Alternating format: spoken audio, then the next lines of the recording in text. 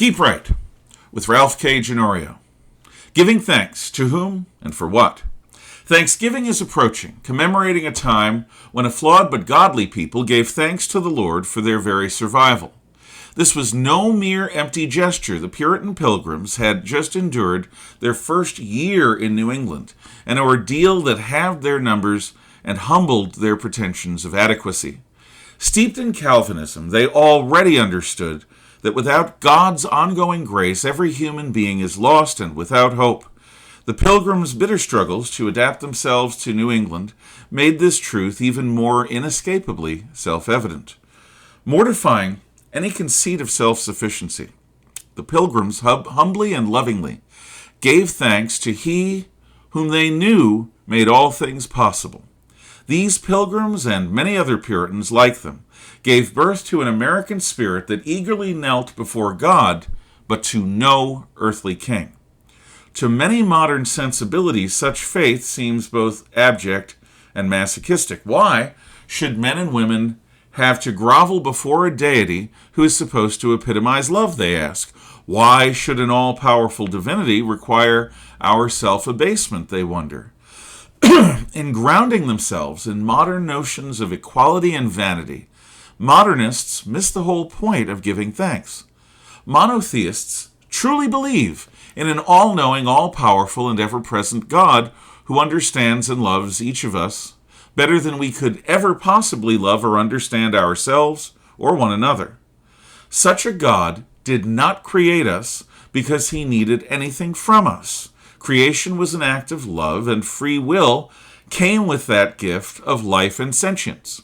Christ made clear that this loving Creator hopes for every one of us to choose to love Him above all and one another as ourselves. Our lives are lived in a world that is far from paradise, filled with depravity, disease, and death. Again, a modern person can fairly wonder why such harsh lives would be given to us by a lovingly omniscient Creator, and omnipotent as well. While we cannot know God's purpose, we can understand that there might be good reason for us to temporarily inhabit a world such as this. Our human nature is rooted in a pitiless Darwinian struggle that is short, mean, and brutal. Significantly, human nature exhibits a cruelty and propensity for evil which goes well beyond anything needed to compete over scarce resources. John Calvin's understanding of Christian truth concluded that human nature is nothing less than depraved. Because of this, we can never produce anything worthwhile, not at least exclusively by our own efforts.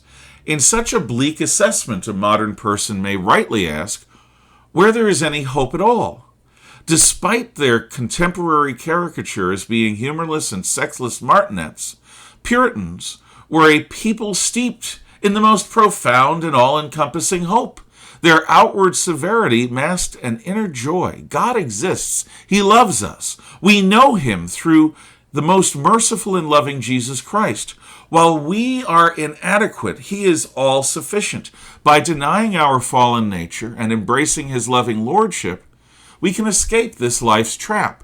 We can be saved through faith in God, spontaneous love, lordly truth, and omnipresent mercy.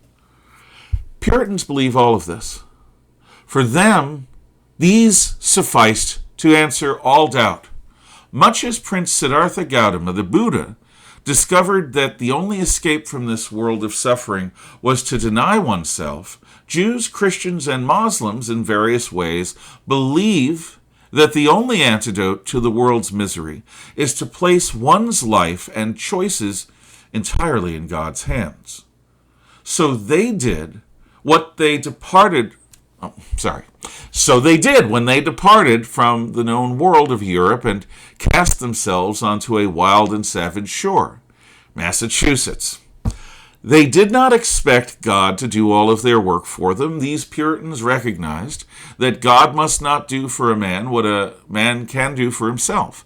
They threw themselves into this life or death challenge with an irrepressible enthusiasm born of faith. By God's grace, nearly half of them survived. So naturally, our Pilgrim Fathers gave thanks to Almighty God. so should we.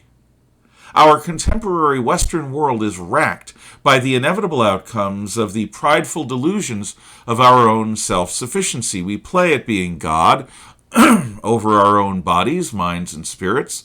We gleefully employ word games, as if changing how we define something somehow alters its fundamental nature. We delve into the mysteries of the atom, of the human genome, and of artificial intelligence, as if our morals and ethics were sufficient to make us worthy creators. We have done the same with society, imagining that utopia can come out of our employing the coercive powers of the state. We should be more grateful. We should acknowledge our fraught humanity, recognize our innate limitations, and find a worthy truth that can bring us and the world love, joy, hope, and a worthy purpose. And we should be thankful for any opportunity that the author of life has given us to do so. Thank you for listening.